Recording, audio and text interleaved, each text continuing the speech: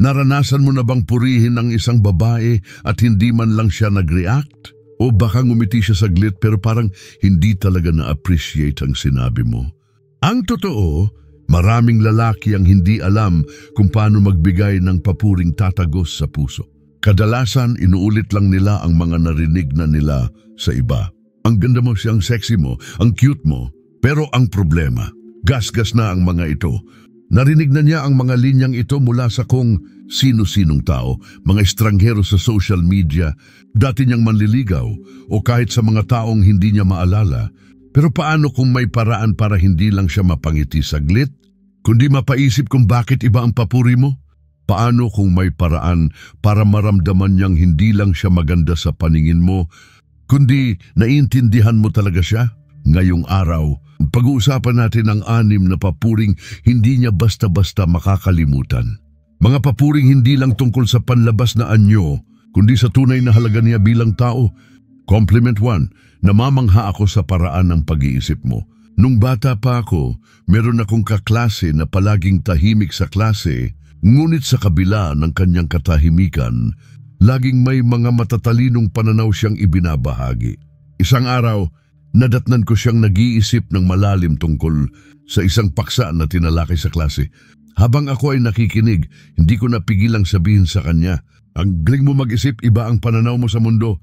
Sa akala ko ay simpleng papuri lamang iyon na maaaring hindi masyadong bigyang diin, ngunit lumipas ang ilang taon at isang pagkakataon ng kami ay nagkwentuhan. Sinabi niyang isa iyon sa mga pinaka-naaalala niyang papuri sa buong buhay niya. Ang simpleng pahayag na iyon ay tila may malalim na epekto sa kanya at ako'y namangha sa aking realisasyon na ang mga salita at papuri na binibitawan natin minsan ay nag-iiwan ng tatak na mahirap mawala. Nakita ko na ang karamihan sa mga lalaki sa mga pagkakataong iyon ay tila nakatuon lamang sa panlabas na anyo ng isang babae. Pero nakakalungkot isipin na bihira lang ang pumupuri sa talino at pananaw ng isang babae. Sa mundo na puno ng mga pamantayan sa kagandahan, kapag sinabi mong, "Gusto ko kung paano ka mag-isip," pinaparamdam mo sa kanya na higit pa sa kanyang itsura ang dahilan kung bakit mo siya hinahangaan. Ang ganitong uri ng papuri ay hindi lang simpleng pagkilala. Ito ay pagsasabing naiintindihan mo at pinahahalagahan ang kanyang mga ideya at opinyon. Upang lalo pang maging makabuluhan ng iyong papuri, gawing specific ito. Halimbawa, sabihin mo, "Ang husay mo sa pag-aanalisa ng mga bagay," o "Napapaisip talaga ako sa mga tanong mo." Ang mga halimbawa ng mas detalyadong papuri ay nagiging kaiga-igaya at kinikilala nito ang partikular na talento o kakayahan ng isang tao. Kapag nakita niyang pinapahalagahan mo ang kanyang talino, tiyak na mas lalo siyang magkakaroon ng interes sa iyo. Ang pagpapahayag ng respeto at paghanga sa kanyang isipan ay hindi lamang nagbibigay ng kumpiyansa sa kanya, kundi nagbubukas din ng mas malalim na koneksyon at pag-unawa sa inyong relasyon. Isang simpleng papuri, kapag ito ay totoo at tapat, ay may kakayahang magbukas ng mga bagong daan ng komunikasyon at respeto na nagpapatibay sa ugnayan ng mga tao. Sa huli, ang mga salitang nagpapakita ng paggalang sa talino at pananaw ng iba ay siyang bumubuo ng mas makulay at masayang karanasan sa ating buhay. Compliment 2, kapag kasama kita, parang lahat ng problema ay naglalaho. Isipin mo ang huling beses na may kasama kang taong tunay na nagpapagaan ng loob mo. Hindi lamang dahil sa mga biro o kwento niyang nakakatawa, kundi dahil sa simpleng presensya niya na nagbibigay diin sa diwa ng iyong kaligayahan. Sa pagkakataong iyon, mararamdaman mo ang isang espesyal na koneksyon na mahirap ipaliwanag.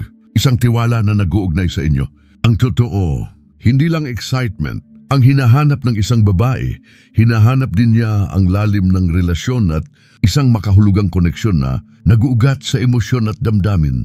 Kapag sinabi mo nga'y pakiramdam ko ay payapa ako kapag kasama kita, ipinaparamdam mo sa kanya na hindi lamang siya basta kaakit-akit o magandang tao. Ipinapakita mo na siya rin ang nagbibigay ng kapanatagan sa iyo, isang liwanag sa mundong puno ng pagsubok at mga suliranin. Ang mga salitang ito ay may kakayahang ipahayag ang iyong pagpapahalaga sa kanya, hindi lamang sa kanyang panlabas na anyo, kundi sa kanyang pagkatao at ang epekto niya sa iyong buhay. Dahil dito, mas gugustuhin niya pang makasama ka. Sa isang mundong puno ng kaguluhan at ingay, ikaw ang taong nakakakita ng katahimikan at kapayapaan sa kanya. Ikaw ang nagiging kanlungan niya sa mga alon ng stress at pagkabahala na dulot ng pang-araw-araw na buhay. Sa iyong piling, tila ba ang mga problema ay nauubos at ang magagandang alaala ay unti-unting bumabalot sa bawat oras na magkasama kayo. Ang ganitong uri ng koneksyon ang nagpapatibay sa inyong samahan at ito ay nagiging pundasyon ng isang mas malalim na paghahanap ng pagmamahal at pagkakaintindihan sa isa't isa. Complement 3, may kakaiba kang aura. Parang may nababago sa enerhiya ng paligid kapag nandiyan ka. Hindi lahat ng tao ay may ganitong epekto sa kanilang kapaligiran. May mga individual na dumadaan lamang, tila ba walang anumang epekto sa mga tao sa kanilang paligid. Samantalang mayroon namang mga tao na pagdating pa lang, ramdam mo na agad ang kanilang presensya. Sila ang mga taong parang may daladalang liwanag na nagiging sanhi ng pagbabago sa atmosfera. Kung sakaling mapansin mo ito sa isang babae, huwag magatubiling ipahayag ang iyong obserbasyon. Sabihin mo sa kanya, parang nagiging mas buhay ang paligid kapag nandyan ka. O kaya naman, kahit tahimik ka lang, ramdam ka ng lahat. Ang ganitong uri ng papuri ay maaaring magbukas ng mga tanong sa kanyang isip. Magugulat siya at maaaring magtanong sa sarili, ano nga bang meron ako? Sa pagkakaroon niya ng pagninilay-nilay tungkol sa epekto niya sa kapwa, hindi maiiwasang magsimula rin siyang magka-interes sa iyo. Ang kanyang pagninilay ay nagiging tulay upang mabuo ang koneksyon sa pagitan ninyong dalawa. Ang simpleng tanong at kapuri-puri na salita ay maaaring magbukas ng pintuan patungo sa mas malalim na ugnayan. Sa huli, ang iyong ganitong pagpapahayag ay hindi lamang nagbibigay halaga sa kanya, kundi nagiging simula ng isang makabuluhang pakikipag-ugnayan. Complement 4. Parang nagiging mas makulay ang mundo kapag kasama kita. May mga tao talagang may natatanging kakayahan na gawing mas maganda at mas masaya ang mga sandali sa ating buhay. Sila ang mga kaibigan, mga mahal sa buhay, o kahit sino mang espesyal na individual na kayang baguhin ang ating pananaw sa mundo. Isipin mo na lang, anuman ang gawin o saan ka man dalhin, nagiging puno ng sigla at aliw ang bawat sandali kapag sila ang kasama mo. Kung ganito ang nararamdaman mo patungkol sa isang babae, huwag kang mag-atubiling ipahayag ito sa kanya. Sabihin mo, kahit simpleng kwento, nagiging exciting pag ikaw ang nagkukwento. Sa mga ganitong mensahe na ipapahayag mo kung gaano siya kahalaga, hindi lang bilang isang tao, kundi bilang isang inspirasyon na nagpapasaya at nagbibigay ng kulay sa iyong araw-araw. Maaari mo ring sabihin, kahit ordinaryong moment, parang nagiging espesyal kapag kasama ka. Ipinapahayag nito ang halaga ng kanyang presensya at kung paano niya pinapahusay ang mga simpleng karanasan at ginagawang mas makabuluhan. Ang papuring ito ay hindi lamang tungkol sa kanya. Ito rin ay pagsusuri kung paano siya sa kanyang mga pangarap, ngiti at pagkatao ay may kakayahang baguhin ang iyong mundo at gawing mas masaya ang bawat araw. Sa pamamagitan ng mga salitang ito, naipapakita mo ang iyong pagpapahalaga sa kanya at kung paano siya nakaapekto, hindi lamang sa iyong buhay, kundi pati na rin sa pananaw mo sa mundo. Complement 5, bilib ako sa tibay ng loob mo sa pagharap sa mga pagsubok. Madalas sa ating paligid, ang mga tao ay nakatuon lamang sa mga nakikita nilang resulta, ang tagumpay na naabot ng isang tao. Ngunit kaunti lamang ang may kakayahang tumingin ng mas malalim at makilala ang mga sakripisyo, hirap at pagsusumikap na kadalasang nagtatago sa likod ng mga magandang kwento ng tagumpay. Sa mga sitwasyon kung saan nakikita mo ang isang babae na patuloy na lumalaban sa kabila ng mga hamon, napakahalaga na iparamdam mo sa kanya na nauunawaan mo ang kanyang pinagdaanan. Halimbawa, maaari mong sabihin, napapansin ko kung paano mo nilalampasan ang mga problema mo at sobrang bilib ako sa iyo. Ang mga salita mong ito ay hindi lamang simpleng papuri. Naglalaman ito ng pag-unawa at paggalang sa kanilang kakayahang malampasan ang mga pagsubok. Kapag sinasabi mo rin na ang lakas mo, kahit mahirap ang sitwasyon, hindi mo hinahayaang pabagsakin ka nito, na ipapahayag mo ang iyong paghanga sa kanilang determinasyon at katatagan. Ang mga ganitong uri ng papuri ay napakahalagang elemento sa pagpapalakas ng kanilang loob. Sa mundo na puno ng mga hamon at pagsubok, ang pagkakaroon ng isang tao na tunay na nakakakita at mahihimok ang kanilang pinagdadaanan ay isang napakalaking bagay na ipaparamdam mo sa kanya na hindi siya nag-iisa at mayroon siyang suporta mula sa iyo na nagpapalakas sa kanyang loob na ipagpatuloy ang laban. Compliment 6, ang inspirasyon na dala mo ay kakaiba. Sa lahat ng uri ng papuri na maaari mong ipahayag, ito ang isa sa mga pinakamalakas at maaaring magdulot ng isang malalim na epekto. Hindi lamang ito nakabatay sa katotohanan na hinahangaan mo ang taong iyon. Higit pa rito, naglalarawan ito ng isang mahalagang ugnayan na nagbibigay liwanag at pag-asa sa iyong buhay.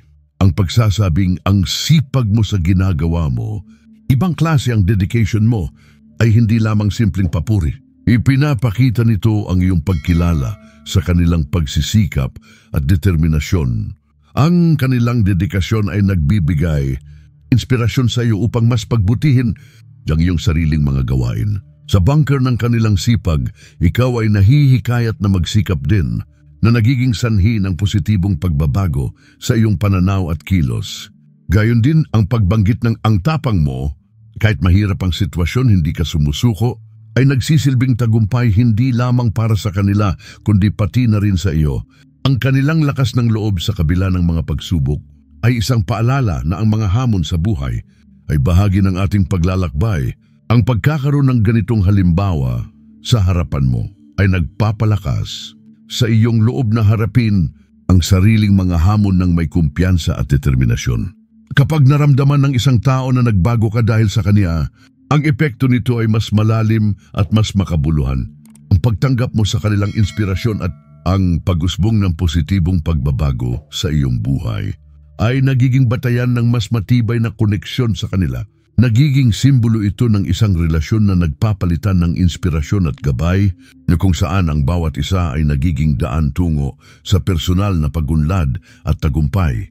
Sa ganitong paraan, ang simpleng pagpapahayag ng halaga at pagkilala ay nagiging isang makapangyarihang pahayag ng pagmamahal at pasasalamat.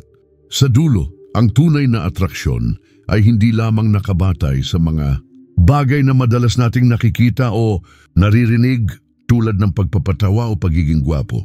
Sinasalamin nito ang mas malalim na ugnayan na nabubuo sa pagitan ng dalawang tao. Hindi ito tungkol sa simpleng pagpapakitang gilas upang mapansin ka o upang makuha ang atensyon niya sa mga panandaliang paraan. Ang tunay na atraksyon ay nakasalalay sa kakayahan mong iparamdam sa isang babae na naiintindihan mo siya sa kabuuan. Ipinapakita nito na hindi ka lamang nakatuon sa kanyang pisikal na anyo, kundi sa lalim ng kanyang pagkatao. Nakikita mo ang kanyang mga pangarap, ang kanyang mga takot at ang kanyang mga pinagdaanan. Ang ganitong antas ng koneksyon ay nagbibigay diin sa pagkakaunawaan na higit pa sa superficial na pagtingin. Maraming lalaki ang nag-aaksaya ng oras sa pagbibigay ng mga paulit-ulit na papuri na kadalasang hindi tunay o may kabuluhan. Ang mga ito ay maaaring makuha ang pansin sa isang sandali, ngunit hindi nagdadala ng pangmatagalang epekto. Samantalang ang isang lalaking may tunay na lalim ay hindi nag-aaksaya ng kanyang mga salita para lamang sa pansamantalang pansin. Sa halip, nagbibigay siya ng mga papuri na nagmumula sa taos pusong pagkilala sa kanyang kabutihan at halaga bilang tao.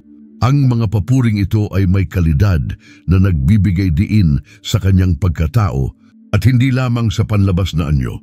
Kapag ginamit mo ang mga papuring ito sa tamang paraan, nagiging higit ka pang kaakit-akit. Nagiging hindi ka lang ordinaryong tao sa kanyang mga mata. Ikaw ay nagiging mahalagang bahagi ng kanyang karanasan. Tinatakan mo ang iyong sarili sa kanyang isipan at puso. At ang pinakamagandang bahagi, dito ay hindi mo kailangan magpanggap o magsinungaling tungkol sa iyong sarili. Ang pinakakaakit-akit na lalaki ay ang lalaking tunay na nakakakita at kumikilala sa halaga ng isang babae hindi lamang sa mga paminsan-minsan nilang tagumpay kundi sa kanilang kabuuang pagkatao. Ang ganitong uri ng ugnayan ay nagbibigay daan sa isang mas malalim na atraksyon na hindi madaling mawala. Ang pagkakaunawa at pagpapahalaga ay mga susi na nagbubukas sa pinto ng mas matibay na koneksyon at pagmamahalan. Sa huli, ang tunay na atraksyon ay nagmumula sa kakayahang iparamdam sa isang tao na siya ay mahalaga, nag-iisa at natatangi.